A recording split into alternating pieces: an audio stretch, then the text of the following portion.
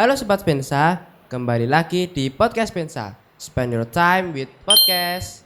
Nah, gimana nih kabar kalian? Semoga baik-baik aja ya. Soalnya akhir-akhir ini tuh cuaca gak nentu banget.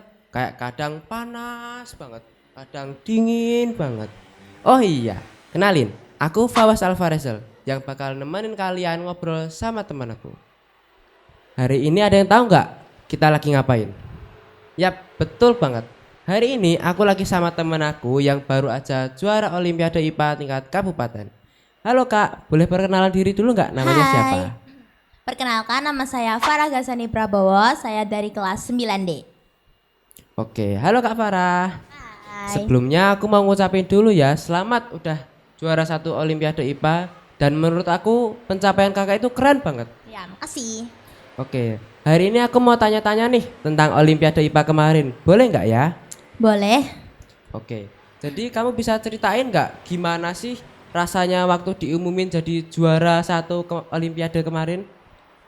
Jujur gak nyangka sama sekali karena itu menurut aku persiapannya juga lebih kayak mepet. Jadi gak semua materi bisa aku hafalin. Jadi ya gak nyangka aja sih.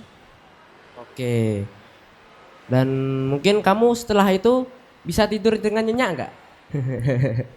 Bisa lega banget kalau udah lomba hari H itu kayak langsung itu wah bebas banget sih rasanya. Oke, terus pas pertama kali ikut, kamu sempat kepikiran bakal menang nggak? Atau malah nggak nyangka sama sekali?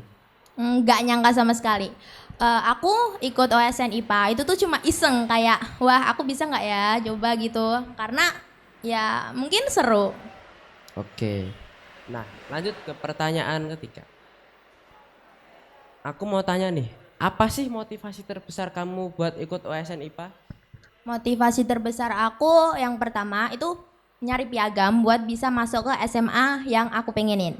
Sama yang kedua buat banggakin kedua orang tua aku. Oke, kalau ini sih, hal apa sih dari IPA yang bikin kamu semangat belajar atau membuat kamu itu pengen belajar IPA terus gitu? Hal yang membuat aku suka sama IPA karena IPA itu seru banget. Jadi kayak setiap materi IPA, konsep-konsep itu kayak bisa diterapin di kehidupan sehari-hari. Kayak contohnya kita itu mempelajari tentang penyakit. Terus tiba-tiba teman kita tuh lagi misal sakit perut gitu. Jadi kita bisa tahu dia tuh sakit apa gimana gitu. Oh, jadi mungkin bisa membantu teman kamu ya kak ya? Ya. Oke. Aku ada nggak momen paling terberat kamu waktu OSN IPA? Kayak kamu tuh mau hampir nyerah tapi udah nanggung banget, udah sampai segitu.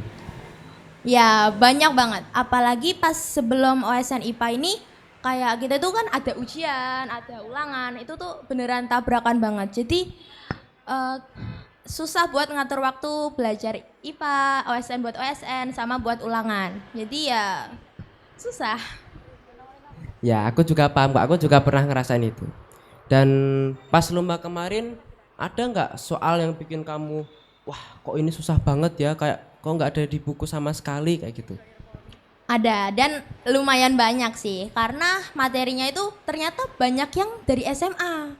Jadi aku tuh cuma belajar yang paling kukuasain tuh yang SMP, yang SMA kayak bisa, tapi ya gak begitu bisa banget. Jadi ya mungkin aku pas itu sempet bikin rumus sendiri dan untungnya bener. Alhamdulillah berarti ya. Ya, Itu beruntung banget lah kalau yang kita rencana itu ternyata bener semua gitu. ya alhamdulillah. Alhamdulillah. Oke, gaya belajar apa sih yang kamu terapin buat juara Olimpiade IPA? Kayak belajar aku mungkin latihan soal sama belajarin teori aja karena memang banyak dari teori-teori, dari soal-soal. Ya, Oke, dan mungkin motivasi dari Kak Farah ini mungkin bisa membantu kalian buat ikut lomba-lomba seperti Kak Farah ini. Lalu kalau lagi stuck sama satu materi, kamu biasanya ngapain untuk mengatasi kayak gitu? kalau lagi stuck mungkin aku bakal ngelepas semuanya dulu. Jadi aku bakal main HP seharian mungkin bisa nonton anime ataupun scroll TikTok dan lain Ya, sebagainya ya. yang aku suka. Oke. Lalu pernah nggak sih kamu ngerasa kayak yang kamu pelajarin dari OSN IPA ini berguna buat kehidupan sehari-hari? Ya cukup berguna, apalagi yang materi biologi sih. Ya lebih ke biologi aja. Jadi kayak kita itu bisa paham-paham materi tentang penyakit ataupun organ tubuh, cara kerjanya, dan hal-hal apa yang bisa kita kita lakukan biar organ itu tuh tetap sehat dan berjalan dengan lancar. Oke. Oke, kalau ngomongin perjalanan kamu bisa menang Olimpiade IPA, siapa sih orang yang paling berpengaruh di Olimpiade IPA yang kamu ikutin? Yang paling berpengaruh pertama orang tua. Support dari orang tua ini kayak bener-bener effort banget. Jadi nambah kita itu jadi punya semangat banget gitu buat OSN IPA sama guru pendamping aku. Dia itu selalu always bantuin aku gimana biar aku paham materi, gimana aku bisa latihan soal banyak, dan dia tuh juga nyariin aku soal biar aku tuh lebih berpengalaman buat ngerjain soal-soal tersebut. Wah, berarti guru pendamping itu juga sedikit berpengaruh ya? Ya, sangat sih. Kamu boleh, aku mau tanya nih, kira-kira guru pendampingmu itu siapa sih? Guru pendamping aku mungkin guru les yang di GO, sama oke. mungkin guru di sekolah seperti Pak Mur. Oke, Pak Mur. Oh iya, nggak kerasa ya, waktunya udah mau habis.